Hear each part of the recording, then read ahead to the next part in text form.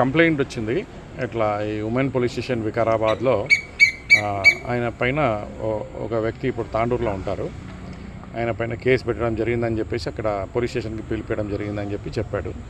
ఏమైంది అని అంటే ఈ పోలీస్ స్టేషన్లో ఆయన పైన ఒక 498A కేసు అంటే ఐపీసీలో రిజిస్టర్ చేశారు. అది పాతకాలంది. దాంట్లో మీరు రండి అని చెప్పారంట.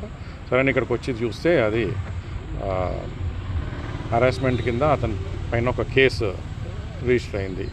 అది వాళ్ళ వైఫ్ ని సతాయిస్తూ harassment, physical and mental harassment చేసినారని చెప్పేసి దాంట్లో ఒక కేసు రిజిస్టర్ చేశారని 498 కింద అని చెప్పేసి అతనికి చెప్పడం జరిగింది. దాని తర్వాత అతనితో పాటు అతనికి వాళ్ళ మదరు ప్లస్ సిస్టర్స్ పైన కూడా కేసు రిజిస్టర్ చేయడం జరిగింది. టోటల్ 6 మంది మెంబర్స్ ఉన్నారు. దాంట్లో ఒక్కొక్కరికి 10,000 చొప్పున ఇస్తే ఆ 6గురికి కలిపి నోటీసెస్ ఇస్తాము అని చెప్పేసి చెప్పడం జరిగిందని చెప్పి అతను మాకు చెప్పాడు.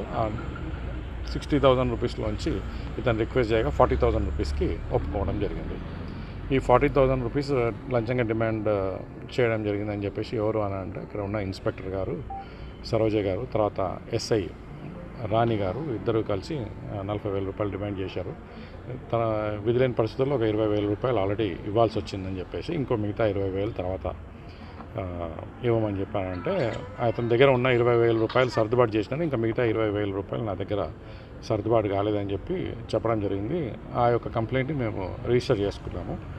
రిజిస్టర్ చేసుకున్న తర్వాత వెరిఫై చేసుకున్న తర్వాత కొంచెం ఎవిడెన్సెస్ అవి కూడా మాకు లభ్యం అవడం జరిగింది.